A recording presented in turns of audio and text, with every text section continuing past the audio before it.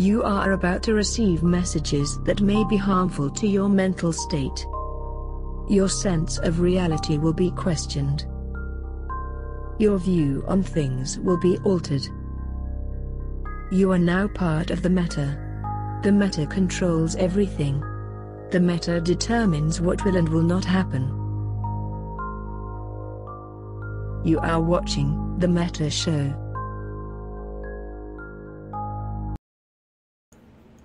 You know, I'm kind of curious how many Kenshin chains we'll get in chat today. 3, 2, 1, Kenshin. Well, with that, the intro is over and we're live. Good timing there. I know exactly. Wow. So I'm back. Did we have a show last week? Or did we no, we were doing the tournament that the Asher cheated some poor baby out of. Oh. But we had a really interesting couple weeks, and we had FanFest happen last week. We had the tournament last week. So this is our first meta show in 2 weeks. Already we're getting 3, 2, 1 Kenshin from Hervey there. That is amazing. 25 months in a row. Thank you, dude. And Blaze, Twitch Prime.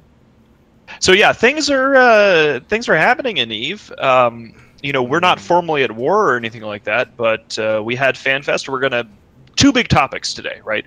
We're going to be talking about what happened at FanFest and what matters from FanFest, or what doesn't matter, as the case may be. And then we're going to be talking about what the hell has been happening to Guardians of the Galaxy and making Kenshin jokes and watching the hilarity real time as, you know, it's VFK by today. 41 months, Jesus Christ! Holy shit! I think that's the longest one. Still 39 recently, but damn. Hey, look, that's Jay. Awesome. Thanks, Jay. 3, 2, 1 Kenshin. Yes. Yeah, so for the gimmick for resubs today is if you can put in a message, it'll be 3, 2, 1 Kenshin there. Hail Satan. The funny thing is like, I don't even want. We'll get to that later. I'll tell you something really funny about everything going on because it's pretty good. There's a lot of funny things happening. The jokes coming out of this, the propaganda and the jokes have been so good that people are having to delete them because they hurt so hard. You know, it's Catlos, shout out to Catlos, of course, for his amazing propaganda that he's been posting on Reddit. These hand-drawn things, or Sadis says a pension for Kenshin. I see how it is. Captain Stu again, also, thank you. All right, so let's do it. Let's head to our top story. Our top story today is going to be FanFest stuff, and then Nullsec Power Hour is going to be all pointing and laughing.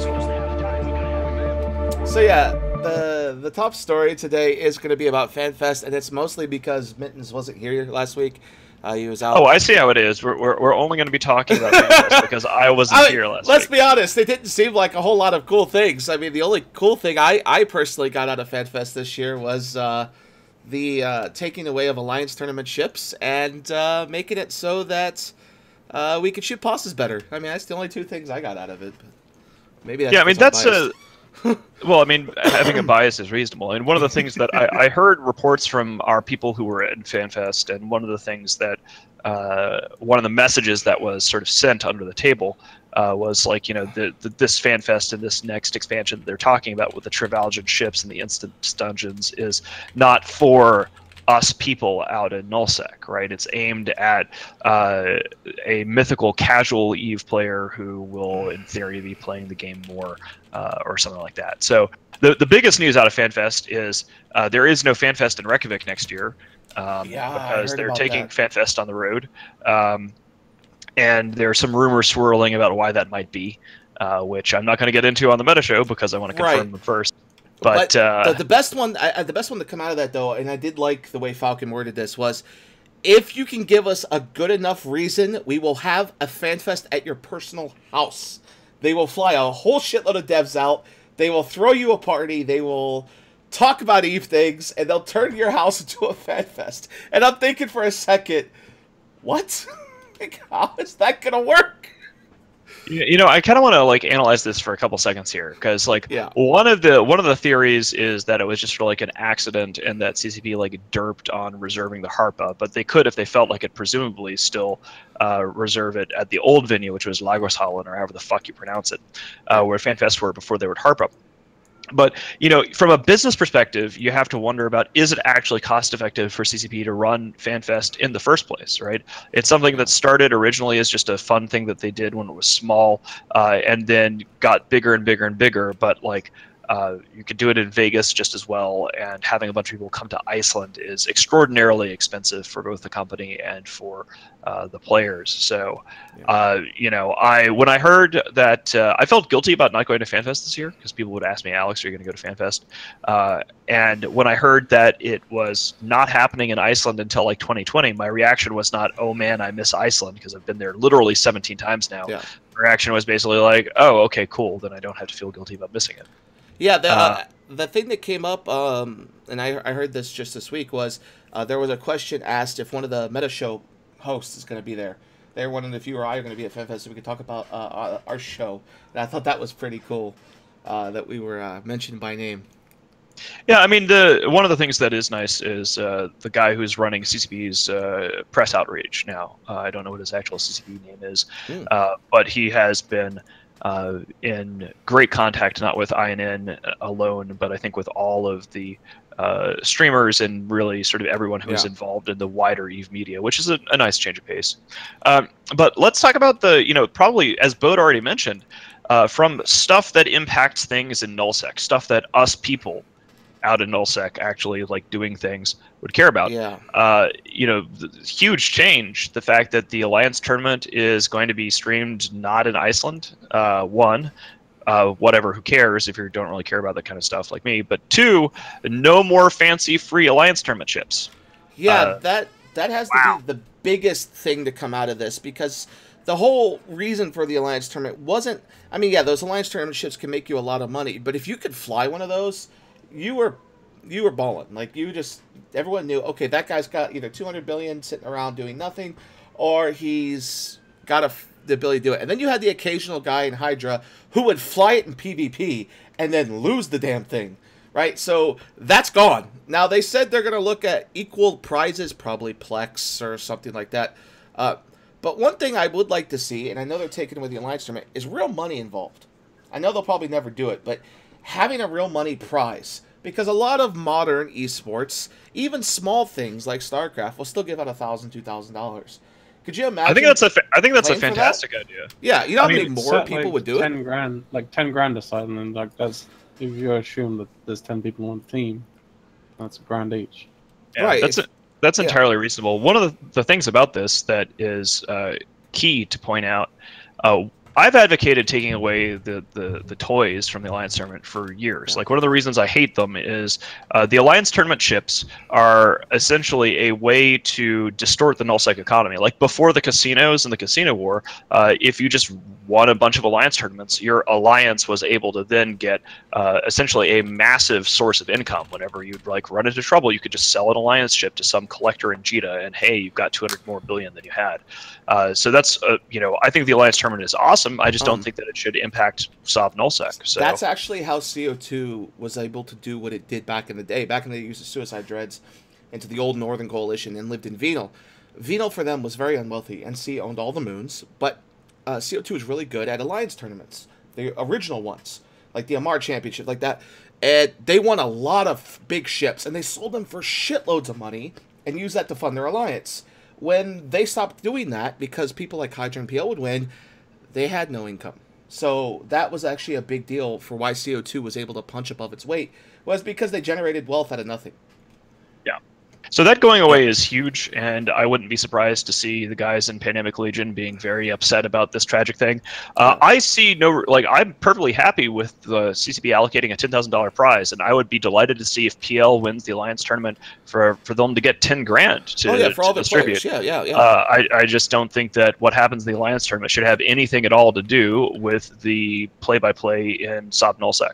Right. So that's cool. That makes me happy. It makes a lot of other people angry, but whatever. So, I mean, other than that, like, instance dungeon. Yeah, PvE? so I'm going to use an analogy, and you might have heard of this game or not, but K-Killer and I were discussing this. If you've ever played the game Path of Exile, right? The most recent version of Path of Exile had this thing called Abysses. They'd pop up in a map, you'd go under in the abyss, you'd fight a boss, get loot, leave. literally the new Abyss that they're coming out with, these PvE instances, mirror this. And they mirror this in a very, very interesting way because they're introducing something that will affect us in nullsec, and they will affect the game as a whole. Something called RNG, something that EVE has never had in modules or spaceships. You've never had the chance to take 100 modules, gamble them, and maybe now you got a 100 billion-esque item. This is it's like massive. Diablo 3, isn't it? Right? No, like they basically... Path of Exile takes this to a whole new level. Path of Exile has this down packed. The problem with this is EVE's current game mechanics cannot handle this. Because if you look at EVE's contract market, which is where these modules will go, you can't look for variety. You can't narrow down your search to, I want only good rolls. I don't want shit rolls. You know what I mean? Like, you have a chance. All right, so if you weren't here last week, that's right, gotta tell you. No, I know what happened. But yeah, you roll the dice, and maybe 99 modules are shit, one are good. How do you sell those 99 shit ones, right? How do you sell millions of items that are broken? Allegedly, they're going to change the contract interface to allow you to see that. But this is like, holy all... shit. This all sort of reeks of one of those, oops, we didn't think about that, back to the drawing board sort of development situations. Like, we announced this big thing, and then what? Yeah, I mean, I don't think that the people... Like, this is sort of the demographic mismatch. The person who is going to go spend thousands of dollars to hang out with their Space Warrior buddies in Reykjavik for FanFest is not the demographic that would even vaguely begin to give a shit about the instant dungeon, Abyss crap, basically. So, yeah, I really, I don't know. I mean, CCP is, we're just gonna have to see. Like, it was, I don't have anything.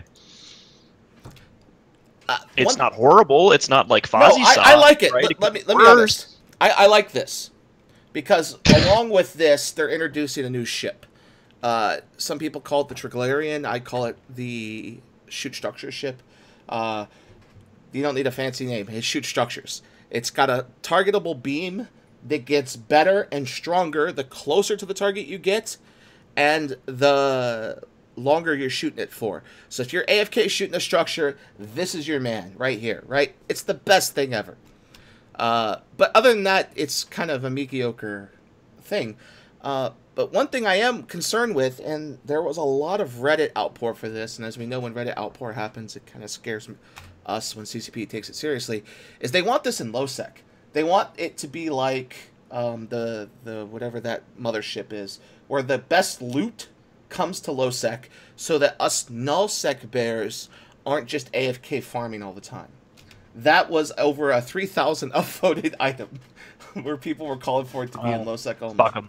Yeah, I just don't think that it really matters. But one of the questions here, Quarrens, of course, is like our honorary text guest on most of these shows. He says that CCP's purpose here is to increase the daily active user count of EVE Online, and they want to introduce solo short session gameplay, which is interesting. Jay, Amazingness, you, of course, we have this new ship that we're talking about here. Do you have any commentary? I want to bring you in here on any of the revelations at FanFest. I think the PI stuff, it looks pretty good. Apart from that, I'm not interested in anything else. It just didn't get my attention this year. I don't even know. Like, the interesting thing about this FanFest was how uninteresting it was. I remember being there for the industry revamp FanFest, and I was, I personally can't industry my way out of a paper bag, but I wasn't particularly engaged. But the people who did do industry, when they did the industry revamp and they showed the new UI and all the improvements, were very excited about it. And this one, I was at the Midwest Gaming Classic in Milwaukee playing a bunch of retro arcade games and pinball and shit, and yeah, I would check in about what was happening at FanFest and just got back a whole lot of... That's where I think pulling FanFest out of Iceland is going. They made this one seem kind of a dull FanFest, right? Here's a thing that we think will amaze everybody, but if it doesn't, who cares? We're going to keep on keeping on. I mean, they had little tiny things that looked good, but not as a whole. Yeah, I can see that working because, like, you have a really, like, underwhelming FanFest this year. Next year you go on the road, and if it doesn't work out, you come back really strong in 2020 and be like, this is a FanFest back to our roots. It gets everyone all hyped. Oh, a comeback thing? Yeah. Yeah.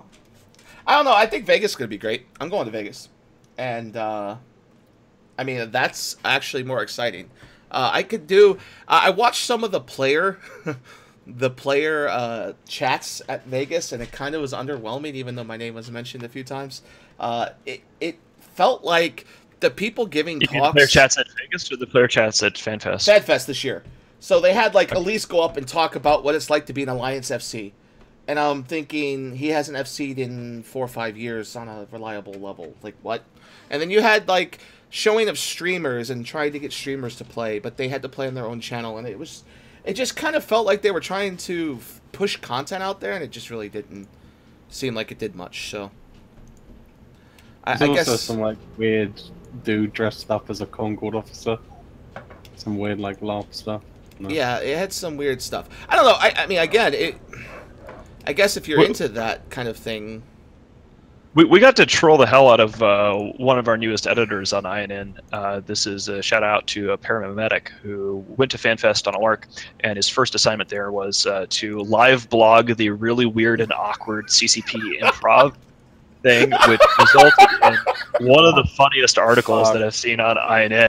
I felt so bad for the guy. He's just like, why am I here? What is happening? I honestly thought that was a joke, and then someone was like, yo, Jay, look at the stream. Can you find that article? And it was actually an hour of improv. The best thing about that is the comment on the Reddit, on the stream, was someone was like, it feels like they went onto the streets of Reykjavik, grabbed 5 or 6 really drunk people, told them to get on stage and just perform and see what happens. Because that's how bad it was. It was awful. Yeah. Like, there it is, right there. It's Asher. I'm literally invading your show uninvited. Hi! Sweet. What's up, Asher? Hi. I have 5 minutes off my fleet, and so I thought I'd come by and say hi and inform you of the latest developments of the day. What do you think about? Fantastic. Let's Tell flip us. over to the Nullsec Power Hour, and then I press button. lead in with Asher.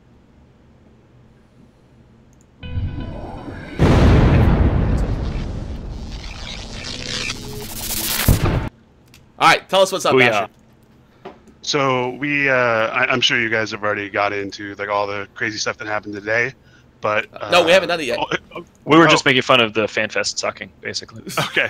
Well, if you remember, only 2 days ago, there were members of Kenshin who flipped and gave us 2 forts in northern Declan, and they reffed them, and we went to defend the VPLL fort. We fought. They had a max fleet. We had initiative and us, so the numbers were about even. We killed double what they lost, so we killed like 10 billion. We lost 5 billion, and they ran, and the Fortizar is repaired. We did not fight on the Fortizar, so it is repaired again, and we are now in their staging system. They had to go run in opposite direction, and they're now going to have to take a second Titan bridge to get back into their stager without us camping them out of their stager. That's 3, 2, 1, Kenshin! I just don't understand this. Like, you're in your home space, you've got an enemy citadel, Fortizar, mind you, in your house. Why aren't they using their superior Titan and super numbers? This was a question asked on Reddit from a couple of GOTG people. Is, you're in your home, like, why can't you use Titan supers? What? It must be very frustrating as a GOTG member that owns a Titan or super, not to be able to use them without, like, NC Dot being around. Yeah, so I got a link for you guys from Asher here. And NC Dot did, of course, just deploy to Gehi yesterday. So NC Dot moved they moved not their supers, though. They left their supers behind to try to prop up Darkness's shit pile. But they took subcaps and they took caps to Gehi for reasons. So there's even less support there for bailing out Guardians of the Galaxy. So that's fantastic. Yeah. Actually, let's start this off with Asher. Can you just, I mean, again, like, there've been so many things happening. Let's go back to the beginning here. How did we get to a point where suddenly there are so many defectors coming over here? Like, I know that you and Big Bill the Boss were involved in talking to a couple people, and then it's just sort of escalated. I mean, I can't talk for too long, but I can give you the short version because we're gonna go ref stuff in their stager and watch them not do anything about it. But I just really had this. I just gave my fleet a 5-minute break so I could have a delicious and nutritious Kirkland protein bar and recharge my battery. But we have been hitting them, and we've been winning so many of the fights. Like I don't know what the ratio is. I think 8 to 2. So 8 out of 10 is a fair ratio. 8 out of 10 fights we win, maybe 9 out of 10. Like it is ridiculous how many fights we win. Yeah, that's fantastic. It's all because of the Kirkland protein bars, isn't it? The Kirkland protein bar is my secret of my power. That's my Samson hair. If Delilah steals my boxes of protein bars, I will lose every fight. Yeah, I've got someone asked what flavors. Mine's mint chocolate chip. What's yours, Mittens? I'm having a chocolate peanut butter, but I think we all have different brands. So yeah, I have different brands. Mine's on message. Yeah, mine's different.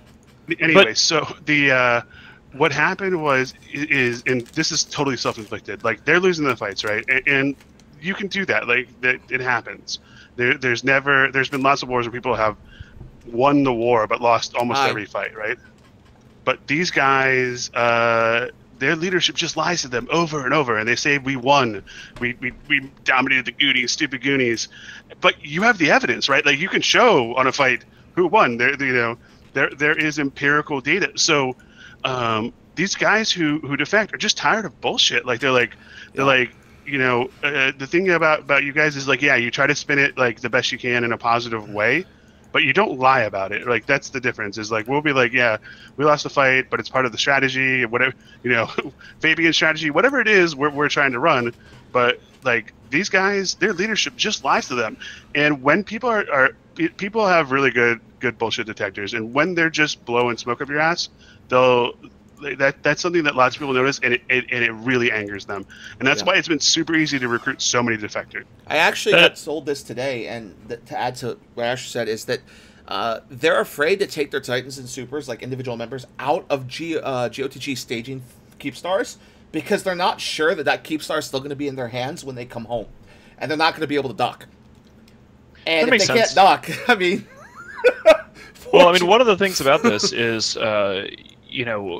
Goonswarm and the Imperium and we do have actually some pretty badass PvPers in Initiative and stuff, but like, Goonswarm does not identify, I guess you'd say, as like a super elite group. Like we're Goonie nerds who like to throw around dreadnoughts now and bump into things and go mining. So like when we're up there and like Asher and the crew are like doing their thing and we're winning fights, it's not that we're pulling off these wins because like we're the best and we're so amazing or anything. Like one of the points that Asher is making about these guys lying to their line members is that like a lot of times the fights are being lost by Darkness and GOTG. They are making critical mistakes. Like when they lost all those Titans, they lost those. Like we won that. We won that not because we were amazing, but because Darkness fucked up and they brought in their faxes on one Titan. So like the errors that are happening, like we are winning this because the other guys are fucking up, not because like, we're such amazing. It's not like we're the best or anything like that. It's like these guys are fucking up and they're not learning from it and they're not addressing the fuck ups with their members. And the thing is like there's zero need to spin something. A lot of people comment, well, Goons are great at spinning, but there's zero need to. Like if you even had a need to do it, you could, but there's no need to spin up north because they as in like our enemies have the BR kill board modifier. That thing is as accurate on pulling all the kill modes together as they can get. Our enemies run the damn thing. So if they wanted to even modify that, they could spin it that way. They could tell their members one story, but the problem is they're trying to do it on Reddit. They'll go onto Reddit and they'll see a battle report and go, well, guys, that is just horrible. It's obviously wrong. Look what Rick said. That's the new line. They can win on Reddit, but they don't win fights. But that's objectively not true, and people realize it. So yeah, that's really fucked up that in this day and age, people are saying that Goonswarm can win on Reddit in the first place. Hey, if you want to get out, you don't have to have a Fortizar. Just send me a message. We'll get you out because that's a terrible place to that's be. Actually where we're going to go next right away is we're going to talk about what happened recently. I mean, their week has gone from pretty bad to abysmal. I use abysmal instead of worse because it is fucking horrible. It starts. I gotta run, guys. Love you. Have a good day. Yep. See, it starts off with a defector He is currently in Elysium hanging out. I'm going to give him a shout out because he was brave enough to use his hell as bait. He even announced this to Elysium as he was leaving and joined us. He used his hell as bait, got tackled, and cost them their lives of a lot of ships. And then not even a few days later, before our Dreads had a chance to go home, we had another fight, which resulted in Rorquals tackled. That led to a dead hell. Could have been more, but goons are bad at tackling. This hell was just horrible and not aligned. And we slaughtered a hell deep in Declan. For those of you that never been to Declan, you gotta really get up in there, like deep in there, to get up into Upper Declan, right? It's hard to get up there unless you own space there. It takes multiple midpoints.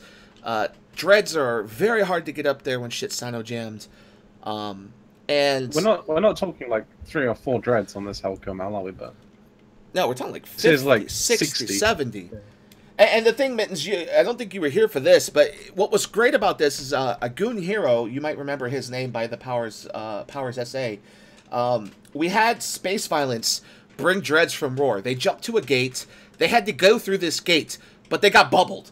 And they're completely separated by about 15 jumps or so from any subcaps. There is no way these Dreads are going to get safe. One man and Black Ops. So Powers SA and a friend cleared all the enemy dictors. Every single Dread made it off that gate without dying in the face of GOTG. It was hilarious. And yes, Azure Powers is back, which is pretty cool. Yeah, Powers is back. It was pretty cool. It was fun to watch. So that happened. And then our biggest story of this week, and by God, it's a huge one. Erebus Silent Kill has directed CCP, through Reddit, might I add, to delete his account. And I'm sure that's going to work out really well, because if he just gets a lot of upvotes on something on Reddit, CCP is going to do what he wants. But yes, you're right. Erebus Silent Kill is out. And the logs from that were kind of funny. So this is a MOA FC who was a big part of what they called the B Control Initiative.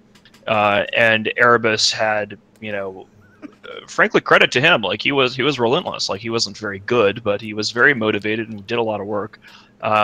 And there was a funny series of chat logs where he had basically a meltdown where he finally threw in the towel. And everybody else in the MOA chat were trying to say, "Oh, it wasn't Goonswarm that did this. It was PL did this. Blame PL, not Goonswarm," because they're a little bit weird and obsessive. So Erebus is out. No, what's funny is the thing that broke his back was PL. He went to try ratting to make money, and 6 PL guys killed him. And he flipped out. He was like, "Fuck, I don't want to. I'm done. I can't stand this. Our allies are shooting me. I can't even go make money. I'm done. I quit. I'm out." He moved. That's what happens when you're allies with PL. I mean, this is what they do: is they shit on their. So friends. it wasn't even us. Expect that. I know, it's fantastic. It wasn't even us that drove this man out. It was him. It was great. Shortly after that, then, in this chain of escalation, we ended up with one of the friends from the guy who was involved with the Hell Flip decided, you know what, fuck it, I'm out. And he decided to go from Kenshin and take everything that they had and join us. And it turned out that they had left a Keepstar in the deliveries hangar. He didn't have the roles to get everything in the Executor Corp, but they had literally left a unanchored Keepstar hanging out in a deliveries hangar. Oh, so bad. He got that and managed to escort it and sneak it back to our territory. So +1 Keepstar. We haven't anchored it yet, but we're literally losing track of the Keepstars. Like, we had a conversation on the Fireside Chat today where somebody asked how many Keepstars we had, and me and Tuzzy were like, is it this? Is it this? That needs to be a trophy. It needs to be parked at the 1DQ1 Sun as a trophy. And any kind of thing we steal like that, trophies. Put them at the Sun. Start stacking them up. That's my opinion, but it might be fantastic. Yeah, I mean, Jay, what do you think about? I want to get Jay in on this. What do you think about why this has happened? We have been putting pressure on Darkness for a while, but all of a sudden we're seeing just this series of defections. What do you think is going on? Comes a point when you're in a campaign where it's like the serious point. It's where the pressure gets turned up another level, and that level is too high for some people. It's like it turns from just being it's just a few goons doing a joke to holy shit, we're losing supers and we can't use our supers without risk of losing all of them. just some goons, and some people just can't take that. Those people would be borderline anyway. They wouldn't really be there. They're just there because I know they couldn't get into NCDOT or PL or goons or whatever, but they're not there. They're not the committed members, if you know what I mean. Makes sense. I want to say this, and it might sound horrible, and all these defectors that we want to take in, I don't think we should. And here's my opinion. A lot of these defectors, as Reddit posts have gone on this week, are people who were in SMA or FCOM before and just didn't feel like leaving the North, so they flip sides. They're like, oh, hey, you got GOTG here. I'm going to stay with GOTG. They're strong. We'll stay with them. And then months and months later, GOT doesn't realize this, but those people are just going to say fuck you and leave when shit gets tough, right? They're going to steal everything they can. They're going to get as much money as they can. They're going to leave. Because this is the same people that leave alliance after alliance after alliance. That's something this I've noticed. Sort of proving Boat's independence on the meta show, because this is the exact opposite of what I just said at on the fireside. I know, it's great. But, you know, my perspective, and I told everybody in the Alliance that we should be treating defectors well, because it, you know, it's one thing to quietly leave. Like, there's a material difference in my mind between somebody who is quietly going from alliance to alliance and they're not engaging in sabotage, espionage, or materially helping Goonswarm. You know, somebody who is taking that extra step, that extra risk.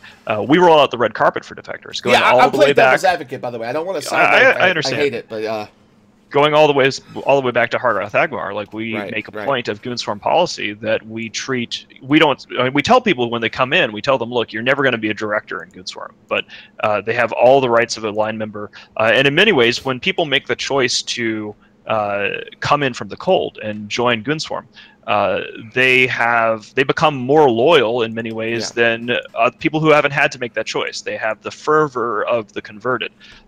So it's only been a few guys, but I'm delighted that this happened. I think it's also because there's just a total lack of leadership in Guardians of the Galaxy. I want to take a quick hot second, just 1 second. Jay, you need to pay attention because you're bumping someone. No, I'm bumping his Vanquisher. Okay, I just wanted to let you know. He said he was trying to get a hold of you. But anyway, the thing here, and Jay will probably comment on this, these thefts are huge because you can lie to your line members, right? You can tell people, like, imagine if Mittens was doing this, he doesn't, but imagine for a second, we'll use Mittens' example, if he came to a fireside and just made shit up, the line members aren't going to know the difference at first, because they're going to follow your leader and they're going to listen to it and whatever. But the guys in the directorate are going to know what the fuck he's saying, if it's true or not. They're going to see everything. They're going to know everything. And that's these people that are flipping, these low-level directors who have just enough roles to really hurt you. We saw that with the Moa theft, where the guy stole everything, flipped everything, took all their fuel. Moa tried to downplay it to their members, and on Reddit, might I add. But the director saw it, and the guy's like, yeah, fuck you, I'm out. You saw that with Kenshin. You see this, where these directors see the constant bullshit time after time, and they're like, come on, I can't handle this anymore. I'm out. Boom, gone. That's it. They steal everything and they go. I wonder if one of the reasons why the Guardians of the Galaxy leadership is prone to just outright falsehood is because they never had to fight for their space. Like they didn't have to take that space. Like when we, like most recently, like the Imperium deployed to try to take out the 9-Tech-4 Keepstar, and it just didn't work, right? Like the servers broke, our strategy didn't work because the servers broke. We were gonna go all in, but then it's like, okay guys, our strategy didn't work. Sorry, we lost, it sucks. Well, we're gonna go home and go back to the drawing board. And I was surprised because this was called out as being unusual. Like somebody was making a post about like how this is odd behavior for an alliance leader to go like, well, this fucking broke, it didn't work. Whoops, sorry guys, we lost. And that didn't used to be unusual behavior because if you're in a war, you win some and you lose some, and you have to be able to say, okay, well, we lost, we got our asses kicked. Let's try to figure out why. What can we do better next time? And then it's not about whether you get knocked down. It's about, do you get back up again? And I think these guys that they never got knocked down to take their space. They never had to fight for their space. It was just handed to them after the casino war. This is going to be a bad analogy, and maybe it may be good. I don't know. It's like boxing, right? These guys have glass jaws. They're used to doing that big punch because they sit behind someone who takes the damage for them, or maybe does all the hard work, and they throw one big punch along with the rest of their big punchers, but the one time they get punched in the mouth, they don't know how to react. So they think, okay, if I lie about the fact that I just got knocked out a minute ago, maybe people will believe me. Because they've never had to, they've never had to find it on. But here's the ironic thing. Sort's been gone, right? Since FanFest, even a little bit before that. All these people really defecting, yeah. Right? All these people defecting are the exact kind of thing Sort has done in the last infinite number of years he's played this game. Where he's betrayed, backstabbed, and left every ally, every person he works with. He's always done it to everyone. Nobody trusts Sort. He's one of the most distrusted person or people on the Eve, right? All these people doing this to Sort is so beautifully ironic because they're doing it to him before he could do it back. What do you think is going to happen, Jay, from like a strategic perspective? Like, you know, Darkness now NC has deployed away. They still have the Super Cap umbrella up there in theory, but that hasn't really been used to help them that much. But the Imperium is not actually trying to take the space in the north because, frankly, their region's below ass compared to Delve. So there's no real reason for us to try to take their shit. What do you think happens when an alliance is put under so much pressure that they might fail your cascade, but nobody is there to actually take the space? It's pretty obvious. They're going to get turned into renters. Like NC Dot wants more renters. We see this in the drone lands currently, with them paying skill yourself to hit XX renters, so that the renters move from renting from XIX to renting from bot, and they're blue to bot with skill yourself. So NC Dot probably wants more renters in the area. I don't know what the line members of Darkness will do. They probably will join NC Dot or PL or probably NC Dot because NC Dot has lower standards. But a bigger NC Dot, I would think, in terms of members, and then you just have either Rate My Ticks or Brothers of Tangara rent Declan, Branch, all that area. If Darkness completely cascades, you're starting to see this too. You're starting to see Darkness groups, corps, part of the GHG, move over to the rental system owned by NC.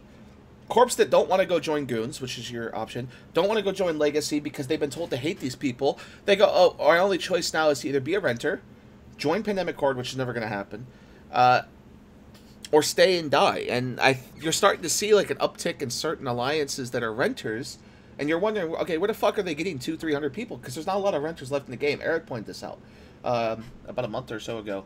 You just don't have a lot of renters left. Like, who wants to rent when you can join places that for free, right? So you have these corps going over there and renting rather than deal with GOTG. But I do have some breaking news, and this involves the North, and I just got this information just a minute ago. I'm allowed to share it. Good friend of both of ours, Geiser, is back to EVE. Just came back just within the last couple of days. He wanted to inform us that he has donated graciously a free Erebus, courtesy of one he stole from Backcountry a long time ago.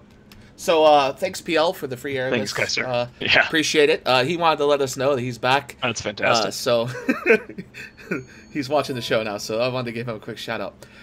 But switching gears a little bit, we talk about how bad Sword Dragon is, and the jokes are wild right now. But one of their major corps, Kenshin, the 123 Kenshin or 321, whatever it goes, had a big meeting, and they had a docs thread, and this came up. It's rather serious. It's a problem. Sword Dragon, of course, tried to play it off recently as, oh, we don't condone this, we're kicking the offenders, yada, yada, yada. But this is something, fuck, I linked it wrong again. 1 second. This is something I think is fucked up, right? This corp, and I'll be surprised if CCB doesn't step in and deal with this in a way, but this corp targeted this guy that stole the Keepstar. They found his Facebook, him and his wife. They found his address. They found his phone number. They went after him and warned that they would get him. Now, how that's not a threat, I don't know. Reddit looked into this, and we're literally policing this thread, removing threats and other things that came out of this from GOTG members. But I wanted to get your opinion on this because I don't know if you were around for this, but this is fucking nasty. Like, What the I think fuck? it's kind of. I think it's interesting. I mean, one of the things that if you see here, if you take a look, there's some. The CEO of Kenshin is a guy named Vlade Randall, and Vlade Randall has starred in a number of EVE Online related dramas over the years. There's a couple of hilarious paste bins attached to the comments in his EVE that we linked there. So it's not the first time that there has been a Vlade Randall related drama. I was amused to see that the person behind a lot of this was Vlade. That explains some of the creepier things we've heard about Kenshin, like the whole 3-2-1 Kenshin cheer and all this other stuff. So we really don't know what's going to happen here. In the past, there have been incidents of people doxing inappropriately. So, I mean, a Goonswarm director infamously was very inappropriate in looking up some information about Manfred Sidious. The difference about that from this was more of a group doxing thing. Instead of like one person going rogue, here you have a meeting of a whole bunch of people sitting around and talking about finding out information about gets worse. This guy. Just in from our friends at Black Hands, our good friend Izzy just shared this, that apparently Kenshin dudes are trying to hack these people accounts. They're trying to get into their email accounts, and they're also trying to get into their other game accounts. And this was confirmed recently. So they're taking this to a level I don't think's ever been seen in EVE. This is pretty seriously fucked up. Oh, not trying. They have done so. Okay, so Izzy's in chat. She says they have done so. That is fucked. Like, that is borderline ruining someone's life over Space Pixels. Well, I mean, if they're hacking into an EVE account, that's not actually like. Well, no, they're saying email accounts and other accounts, things that are tied into EVE accounts. So they're taking personal information that maybe you log into the Kenshin website and they use the same password, so they're using that to get into people's emails. Like, what the fuck?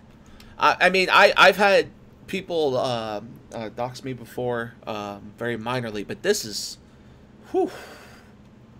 That's really interesting. Wow. They're hacking email accounts and changing passwords and just doing whatever they can. I mean, people steal stuff from Goonswarm all the time. It is interesting. In fact, I want to point this out. On the one hand, we can point fingers and say that Kenshin is awful because of this, and they are. Like, this is extremely odd. On the other hand, think about it from another perspective. GigX got banned for talking about cutting off the judge's hands, which of course is making a threat, and that's bad. But even GigX didn't say that he was going to go hack, he didn't actually hack the judge's emails. Right, and he wasn't going to go to this person's house like these people are claiming. They wanted to get his wife and his kid, family, and it's just... Yeah, we don't really see... I mean, theft in EVE is very common, and it is interesting that these guys are taking it so far while they're still full of spies. That's the other reason why this is so fucking dumb, is like these idiots are out there getting really mad, and they've got a whole group of people who are busy trying to dox the people who defected, while they're riddled with Black Hand agents who are busy recording them trying to dox and do all this other shitty stuff. So it's just, not only is it venal, it's stupid. Yeah, and the thing is when you're having, this is, and this might sound pretty weird, but I've been in this game a long time, and it's in times like this that you start to see this come out.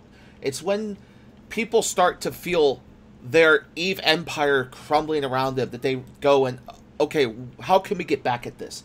We're not winning EVE, so maybe we can get them in real life. And you've seen this before, multiple levels, and people just act childish. And this is, I don't even know. Yeah, that's just, I don't know if, what could CCP do about this? I mean, it feels like it was the entire court. Maybe one guy didn't get involved, but when you have this many this many people saying, yeah, let's do this, yeah, this is fucked, that's a whole new level of something I don't think we've ever seen in EVE.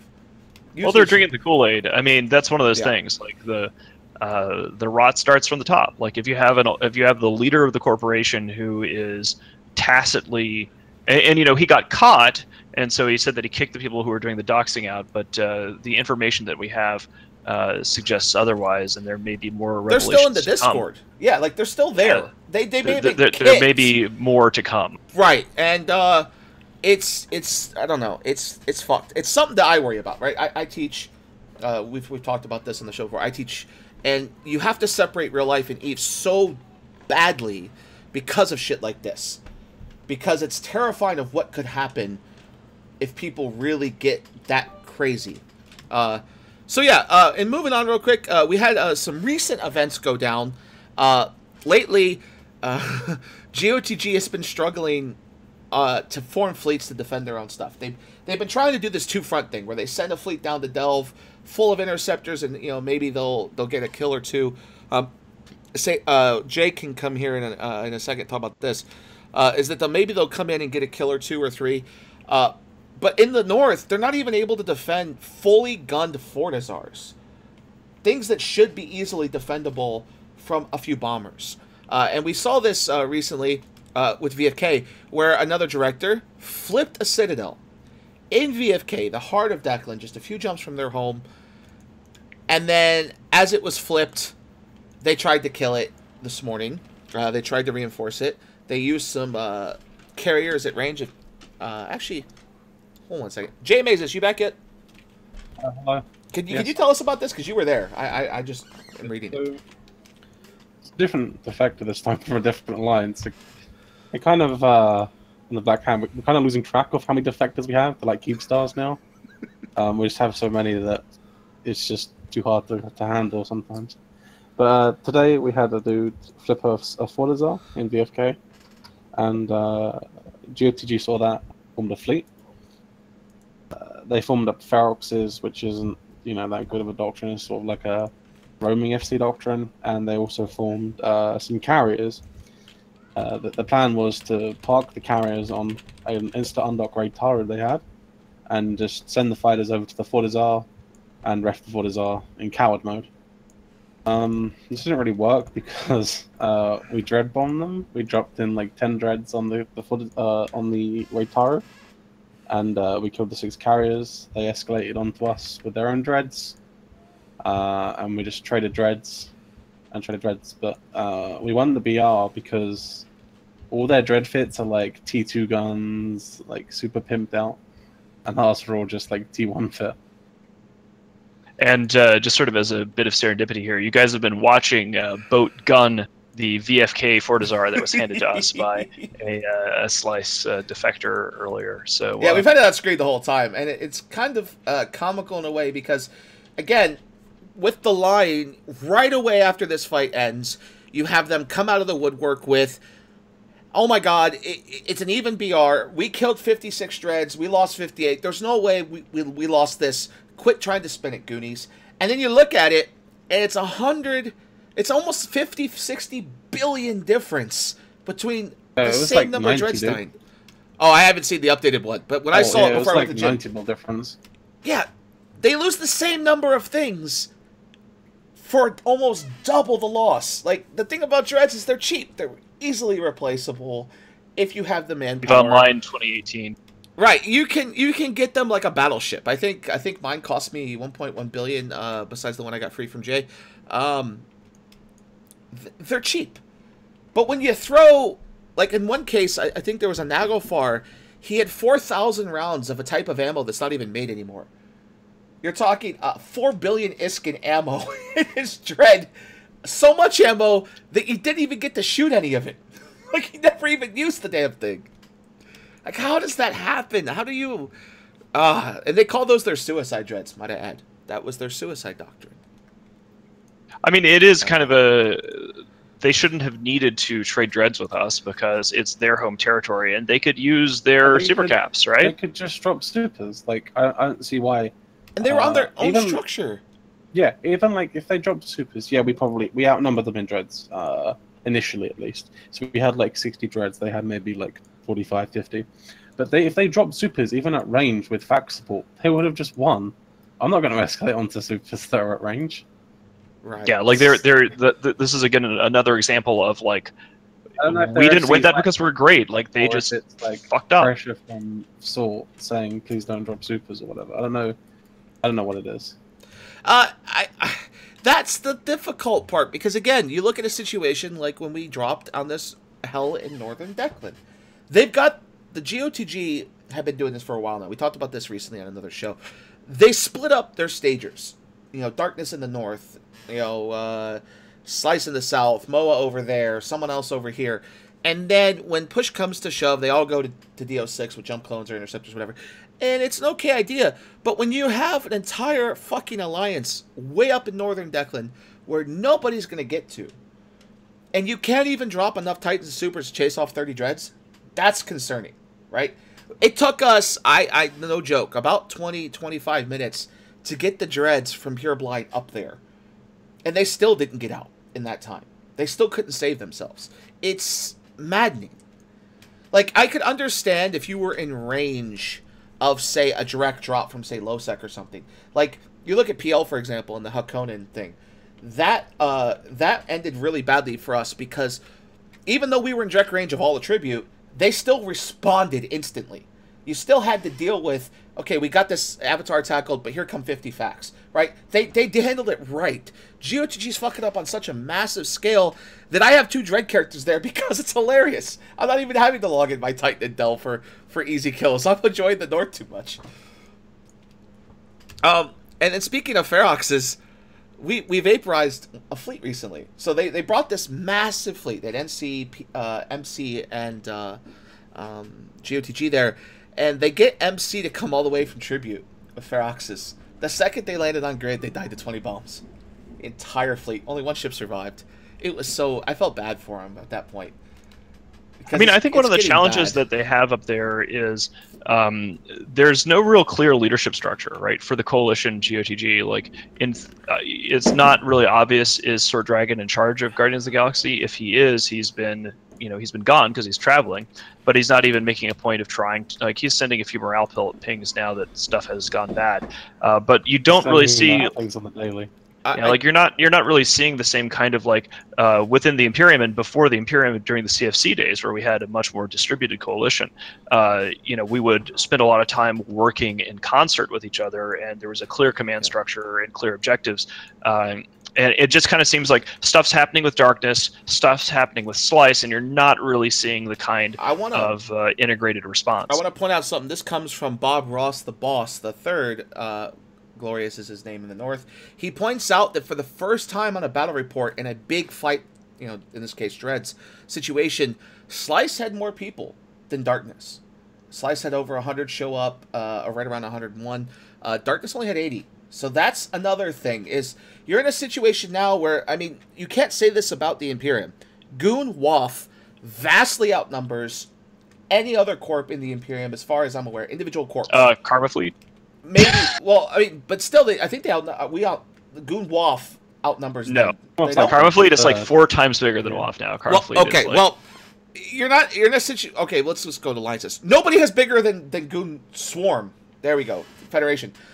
You have allies that are really good, but they tend to be a little smaller, and they don't mind, like, having the Goons take the lead. In this situation, you've got 2 alliances who, for lack of a better way to look this, probably should be in charge, right? Slice, I think, would run the show better at this point than Slice and Chaos Theory are a lot more competent by, like, factors of 10 or 20 than Darkness and Moa are. So I could see, like, Chaos Theory and Slice forming their own thing. And okay. I've been asked to link this. So this comes from DO6H. Right now, as of this moment, we are reinforcing the Fortizar that's 1,000 kilometers in front of their own staging Keepstar. In the middle of their prime time, 2,000 Eves of route, their best prime time, and there's no response. They're just sitting on the dock of the Keepstar looking over there like, oh, what can we do? Is that the Fortizar that's unfit? Yeah. As Noisy Gamer points out, does this mean that Sword Dragon is not going to get reelected to the CSM? That's a really interesting point. That I hadn't even thought about that. So I appreciate you bringing that up, Noisy. I mean, the CSM elections, CCP of course has delayed them. Normally they happen before FanFest, and the results are announced at FanFest. The candidates are out, but the voting hasn't begun yet. God only knows why. But Sword Dragon, if the elections had happened on time, i.e. the month before FanFest, and then the announcements at FanFest, Sword Dragon would have just been assumed to get on the CSM. But now, with this sort of series of disasters, is he going to be able to get people to vote for him when CCP finally flicks the switch? I apologize. Sorry. It's 2 Fortizars being reinforced at the same time, with a Dread on one and a Subcat fleet on the other. in their staging system. Sorry, I've been corrected on that. So it looks like, yeah, this shit's hilarious. Like, I don't know. Here's the thing that gets me, and this might seem weird, as I think eventually it's going to get to a point with CO2 on the rise. They're making their comeback. They got 2,800 members. They're slowly climbing back up to usefulness status. NC's propping them up pretty hard and bringing them to life. They're like coming back as renters. Right. They're trying to bring them back to life. I think I'll see a day in the next coming months, maybe even before summer gets here in June, July, where Sword just lives out his usefulness. And NCPL go, you know what? You guys are on your fucking own. NC and PL roll Darkness and GOTG and be like, hey, if you want to join and keep the space, join CO2. Right, join CO2, join Pandemic Horde, or you're fucking done, right? Like, we were just tired of propping you up. It's a failure. I think it's going to get to that point. Vince is not completely stupid here. And I think Vince isn't stupid. Vince, I mean, the fact that NC Dot, I think it is very significant. And, you know, again, we've got a lot of people who are hostile that are watching the show today because there's a bunch of big stuff happening in EVE. So, you know, I'm going to go ahead and say that this could be spin, right? But let's just ask the question and find out ways that I could be wrong when I say this. Guardians of the Galaxy is under serious pressure, and there's lots of defections and serious losses, and they are losing fights in their home territory. Yesterday, NC Dot deployed to the other side of the galaxy. They did leave their supercaps behind to be able to defend the North just in case we made a Sov attack. But what kind of message does that send to the Guardians of the Galaxy alliances, not just Darkness, but everybody who was left up north, that NC Dot looked at what was happening at North and went, you know what, fuck it, we're going to go to the border of Providence and make sure that PL has outposts at the end of the day. And just uproots and left. I mean, again, super caps are left behind. That is not a good look. That is not a, these guys are going to defend and protect you. That is not a NC and PL care about Guardians of the Galaxy. That is explicitly turning their backs on them. In my world, anyway. And I want to take this a step further. And you might not agree with this, but while they have their supers there to defend, they haven't used them yet. I think they've used them once to reinforce a structure that's been saved. So they haven't used their supers at all since the fight we had in ROAR without NC Dot like midding into range first. Yeah, and I don't know, because it's a hard sell. Like, where's the usefulness? I mean, imagine for a second, and we're out of time here, so I want to bring this up. And I've been thinking about this for the last couple of days now at work. Where is their enemy? Where can GOTG look and say, all of Goons are attacking us, all the Imperium, we got a knit, we got stuff, we got all this. We really need to get together and rally behind the Imperium. They can't say that because it's a bunch of random SIGs, right? It's not like the full might is shoving in their ass and they're having to turn to all their allies and go, fuck, we need help. Where's the rallying cry? It's almost like it wasn't worth to deploy the entire coalition up there just to fuck with Soul Dragon, because it crumbles after, like, what, 400 dudes for show up. Yeah, I mean, it is interesting to see the 6-1 squad thing, but Boat's point is accurate. Like, we haven't, because it's just harassment from us, we haven't presented a front for them to unite against, where basically they're just, it's like a guerrilla warfare in many ways. It's like they can't, you know, stand up and form up and fight against a opposing army. The Vietnam War, right? The U.S. lost all of its... A dirty war in the bush, as it were. The U.S. lost its civilian support. It lost its support back home because there was no purpose. There was no objective. There was no end game in sight. It was just a lot of people dying for no fucking reason. So you look at this, and you're seeing that. You're seeing GOTG's like, how can they go to, let's say, a test who notoriously in the past has helped them evict us from the North, and say, look, we need your help. All the goons are here. Help, help, help. They can't do that. There's nothing there to present to anyone like a PL to say, look, here's all these kills you could be having. Get over here and help us. There's none of that, right? Like, that's where I think this is going, is where do they go from here? Because while this isn't the full might of the Imperium, it's even scarier than that, because they got, unless somebody directly moves into Darkness's home to help them, they're not, I don't think they're long for this world. I'm sorry. It's going to be really curious to see what happens next week. Are we going to be talking about one of them having disbanded? You know, the idea of them folding into better managed alliances is probably directly in NC and PL's interests, so I guess we can see that. But it is really going down on an hour-by-hour basis. There is more crazy shit breaking loose from the poisoned tree in the north. That would be my advice to anyone in GTG watching, would be, if you're in Darkness or Moa or something, jump ship now, find yourself a good corp in Slice or Chaos Theory, if you still want to stay in Declan. If not, it's almost open. And yeah, that's another thing too, is one last thing before we go, because we have to go, we're out of time, is when you look over at Pandemic Horde, and you look over at Tess, and you look over at these other people that aren't us, and you're a basic line member, and you see how much fun they're having, you see how they're getting content without the inability to do what they want to do, why wouldn't you just jump ship at this point? Why wouldn't you go to a safer hunting ground, even if you come back later, because someone competent moves into Declan eventually? Because Goons is sure as fuck ain't going to move there. That was so good. The grass is pretty much greener. Like, again, like Jay's point is really interesting, because it's like, it's not just like, hey guys, leave now and join Goonstorm, because you can pretty much leave Darkness or Moa and go to, I mean, even within Guardians of the Galaxy, like Jay said, Slice or Chaos Theory, pretty much anywhere besides Darkness or Moa would be better. Yeah. Anywhere in the galaxy.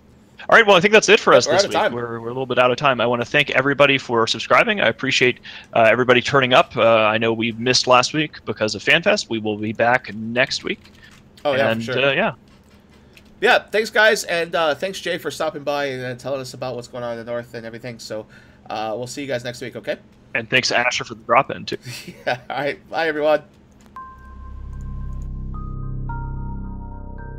You are about to receive messages that may be harmful to your mental state.